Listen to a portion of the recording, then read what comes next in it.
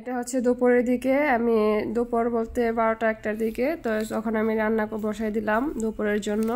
তো আজকে বেশি কিছু রান্না করব না, আজকে রান্না করব বিরিয়ানি বা তেহারি যেটাই বলেন। তো তেহারি রান্না করব, তো সেই জন্য মাংসটা আমি একবারে মাখায় তারপরে সব মশলা দিয়ে তারপরে মাখায় বসাই দিলাম চুলাতে।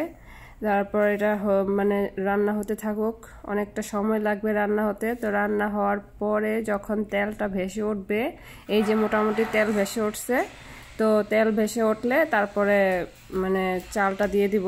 চাল দিয়ে কতক্ষণ ভেজে নিব।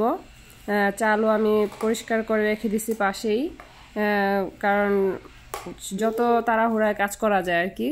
তো এই তো তেল ভেসে উঠছে, তো এখানে আমি চালটা ভেজে তারপরে আমি এখানে কেওড়া জল আর একটু ঘি দিয়ে দিব। তারপর রান্না টান্না শেষ করে চলে যাব বাচ্চাদেরকে আনতে, কারণ বাচ্চাদেরকে তো আনতেই হবে, কারণ এই বাচ্চারা স্কুলে গেছে আর আব্বু আজকে আনতে পারবে না, তো আমাকে আনতে হবে। তো আর বাহিরে প্রচুর ঠান্ডা পড়ছে, তো ঠান্ডার মধ্যে বিরিয়ানি খেতে তো মজাই লাগে। তো ঠান্ডায় ঠান্ডায় বিরিয়ানি খাওয়া শুরু করলাম। তো পাশের বিল্ডিংয়ে কাজ চলতেছে, তো সেই জন্য আসলে অনেক শব্দ হইতেছে, আপনারা ক্ষমা সুন্দর দৃষ্টিতে দেখবেন। আর এই যে আমার বিরিয়ানির ফাইনাল লুক, খেতে অসম্ভব মজা হয়েছিল।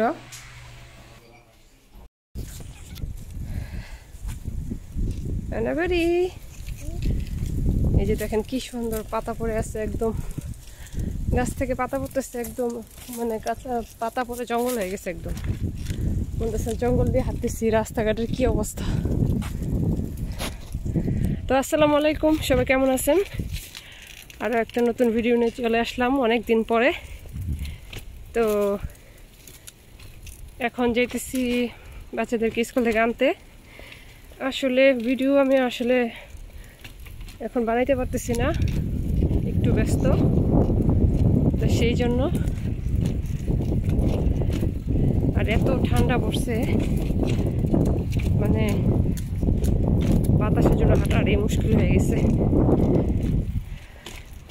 হয়তো বা কয়েকদিনের মধ্যে স্নো পড়তে পারে, প্রচুর ঠান্ডা পড়ে গেছে। ওই কয়েকদিন ঠান্ডাটা কম ছিল, এখন আবার অনেক বেশি ঠান্ডা।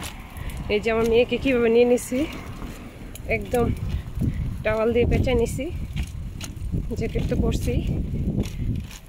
এই অবস্থা। আকাশটা কত সুন্দর আজকে। আকাশ মোটামুটি এই দেশে সুন্দর যায়, কিন্তু গতকালকে একদম অন্ধকার ছিল, আজকে রোদ উঠছে, দেখতে অনেক বেশি ভালো লাগতেছে। তো যাই হোক, এখন আমি বাচ্চাদেরকে নিয়ে আসি। আসলে এক হাতে স্টুলা নিয়ে আমি চালাইতে পারতেছি না, তো পরে কথা হবে, বাকি কথা পরে হবে। দেখেন ঠান্ডার কারণে চুপ হয়ে আছে একদম, তাই না বাবা? স্কুল থেকে আসার সময় আবদার করলো যে আইসক্রিম খাবে, আরেকজন বললো চকলেট খাবে, তো সেই জন্য একটু বাহিরে নিয়ে যেতেছি। বাচ্চাদেরকে স্কুল থেকে নিয়ে আসছি, আসার পর একটু খাওয়া দাওয়া করলাম। খাওয়া দাওয়া করে এখন বের হয়ে গেলাম। বাহিরে প্রচুর ঠান্ডা। আপনারা আসো। এই যে কুকুর নিয়ে ওরা খেলামেলা করতেছে, কুকুরকে বসতে বলতেছে, বসতেছে, পিকচার উঠাইতেছে। এই যে দেখেন গাছের কি অবস্থা, গাছের মধ্যে পাতাই নেই, অনেক ঠান্ডা বাতাস। একটু পরে সন্ধ্যা হয়ে যাবে, এখন বাজে 4:30, 5টার সময় সন্ধ্যা হয়ে যাবে। তো এখন যাচ্ছি বাচ্চাদের সাথে, বাচ্চাদেরকে নিয়ে একটু শপিংয়ে যেতেছি। এই যে চারদিকে শুধু কুকুর আর কুকুর।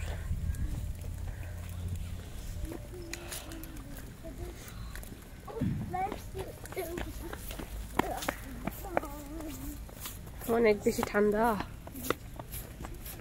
এই যে সব গাছের পাতা এভাবে ঝরে গেছে, এগুলোর মধ্যে একটা পাতাও নেই। এখন যেহেতু দিন ছোট, তো তাড়াতাড়ি সন্ধ্যা হয়ে যায়, 5টা বাজে। আর গরমের সময় সন্ধ্যা হয় রাতে, মানে 9টার সময়, ঠিক 9টার সময় সন্ধ্যা হয়। তো এখন যাইতেছি রাস্তার মধ্যে। আর ভিডিও করবো না, দেখা যাক পরে আপনাদের সাথে শেয়ার করতে পারি কিনা। এই তো বাসায় চলে আসছি। বাইরে এত পরিমাণে ঠান্ডা ছিল, আমরা সবাই মাস্ক পরে গেছি, হ্যান্ড গ্লাভস লাগাইছি, মাস্ক পরছি। তারপরও শীতের অবস্থা শেষ। ড্রেস চেঞ্জ করো, ড্রেস চেঞ্জ করো, চেঞ্জ করো। তোমারটা খুলতে হবে, বাসায় তো আবার অনেক গরম। অনেক গরম বলতে নর্মাল ঠিক আছে, কাপড় মানে সোয়েটার পরা অবস্থা বেশি গরম লাগে, সোয়েটার ছাড়াই ভাল লাগে। এটা খুলতে হবে সত্যি? তুমি একটু কথা বলো, একটু কথা বলো। ওহ কি চেষ্টা করতেছে রে বাবা রে।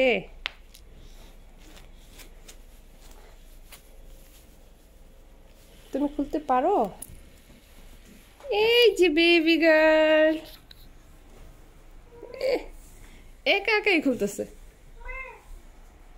দেখি তো এটা কে, দেখি তো বেবিটা। Thank you.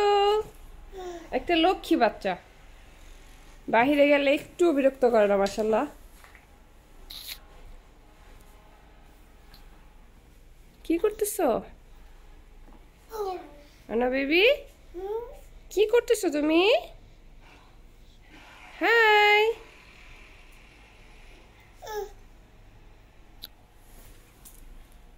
আনা বেবি, এই যে দেখো, দেখো বেবি, আনা বেবি।